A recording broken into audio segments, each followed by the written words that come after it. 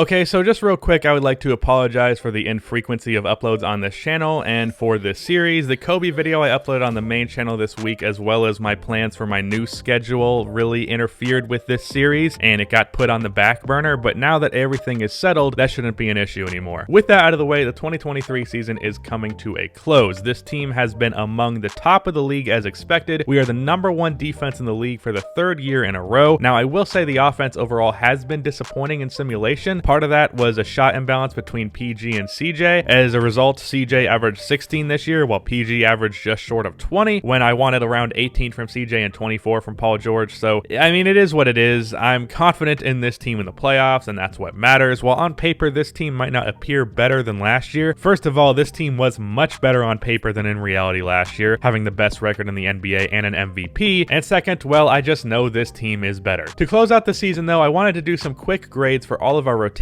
players before getting into our final game of the season. Drew Holiday has done about as I expected, though his efficiency wasn't as great as I'd like, about 35% from 3. Still good playmaking and defense with not many points per game, so I guess I'll give him a C+?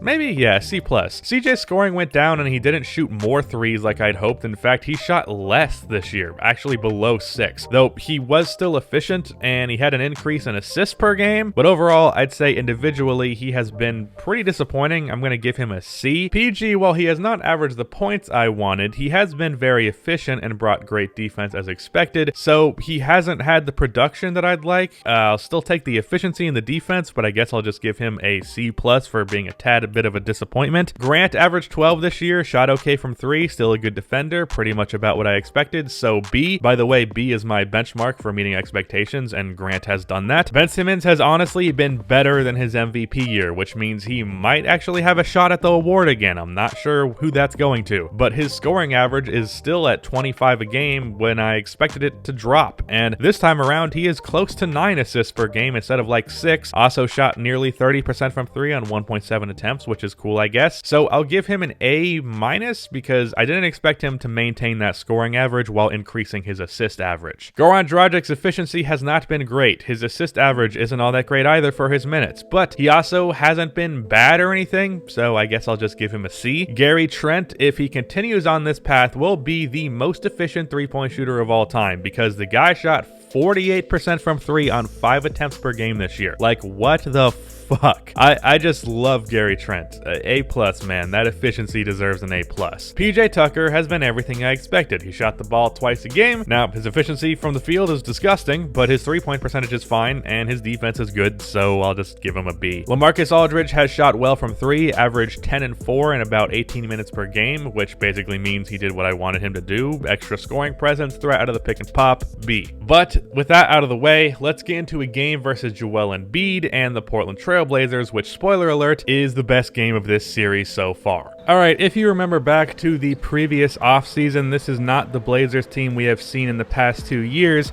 as they now have Bradley Beal on top of Damian Lillard and Joel Embiid. So this team is a whole new animal for us to beat because and they've been very good in the playoffs as a result. That three-headed monster is definitely a team that is a legit threat, and I didn't show it at any point, but the Blazers have been one of the better teams in the Western Conference as a result of this addition, so it won't be 2 years in a row without a playoff appearance, which really showcases the stupidity of 2K.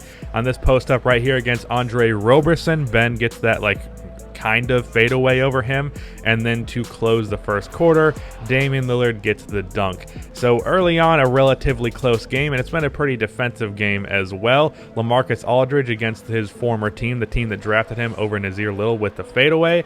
He gets Nasir Little down low once more, gets him with that push off a little bit, and is able to put up that shot. So an early lead here, but Damian Lillard gets this three-pointer, and then CJ misses this three-pointer, and then Nasir Little grabs the rebound. It goes up to Bradley Beal, and Damian Lillard another three-pointer. So just like that, it's a close game once more. Post up once again on Nasir Little. He's just too small to be guarding LaMarcus Aldridge. I don't know why they're running him at the 5. I guess they don't technically have a backup 5, so That's definitely convenient for LaMarcus Aldridge, the addition we got in the last video. Paul George driving to the basket, able to just push that guy out of the way for the layup. And then this inbound play right here, I didn't do correctly, but then it worked out anyways. So perfectly fine with that result. Joel Embiid makes that three-pointer at the top of the key, and then to close out the first half, I'm right there with Paul George, but Bradley Beal swishes that one, but he does not switch this one as he misses from the mid-range. That shot to close the half kind of annoyed me because I was like right there, and it didn't matter. And one right there for Paul George on the fast break after a nice pass from Ben Simmons. Bradley Beal with the drive and one, so he gets that and one right back. And Paul George on Bradley Beal crossing over, gets to the basket and gets to the dunk. The addition of Paul George is so nice because while CJ McCollum was capable of doing what PG did right there with the three-pointers off of the screen and the mid-range pull-ups, he was not much of a threat driving to the basket, and Paul George is someone that I can really use as a driving threat because he's so athletic, so strong, and he just is able to finish at the basket when CJ is pretty not amazing at finishing at the basket. Goran Dragic with the mid-range pull-up out of the pick and roll with the green release going to the fourth quarter now. They kept running this action with Embiid throwing it backdoor to what's his name? Josh Richardson. Three-pointer right there for Gary Trent. But I got a steal off of it like 3 times and only showed it working, so it makes it seem like they're burning me on that play, but it was really a pretty easy play to defend. But apparently Nazir Little is like a stretch 4 now, so he gets 2 3-pointers back-to-back, which is giving the Blazers a decently sized lead. PG with the mid-range pull-up, and then right here Jeremy Grant finds some space off of the back of Ben Simmons, and he's able to drop that 3-pointer. CJ with this pull-up doesn't go, but Ben Simmons gets a tough rebound reaching back behind his head. And is able to put that one back. 6-point lead now here for Portland, and Josh Richardson gets this mid-range pull-up on the break, which makes it now an 8-point lead. But Drew Holiday going inside gets it to Ben Simmons. Josh Richardson is not much of a threat to him. Joel Embiid missing this 3-pointer, and the rebound is grabbed by Ben Simmons, who does the spin move here to go coast to coast for the dunk and one. A very nasty poster on Bradley Beal, and he converts the 3-point play, making it now just a 3-point game. Joel Embiid with a step-back mid-range shot out of the post does not go, and then Paul George with the touchdown pass to Ben Simmons for the dunk. Now just a 1-point game. Joel Embiid in the post. I jumped too early with Ben Simmons, and he's able to pivot away and get the layup, so we're now down 3 once more with 18 seconds to go on the clock, and of course I got to call a timeout at that. So Ben Simmons now driving inside, draws the defense. Paul George for 3, bang. That was a nice play right there. Did exactly what I wanted.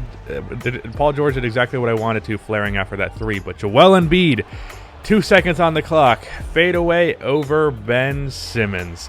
So now off of this inbound play, we have 2 seconds. I want to run to the basket with Ben Simmons, and he gets it off just in time. I actually didn't think he got it off in time, and then the official review said that he did. Like, I literally screamed, "God damn it," after that shot went in because I thought it didn't count, but apparently it did.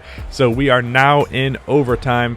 Paul George misses this 3-pointer out of the corner, and Ben Simmons cannot corral the rebound, but nice recovery defense by Drew Holiday, who prevents the layup from Damian Lillard, and then Ben Simmons driving all the way. Joel Embiid is too slow to keep up with him on the break, so now just a 1-point game. The backdoor cut from Paul George makes us get the lead by 1.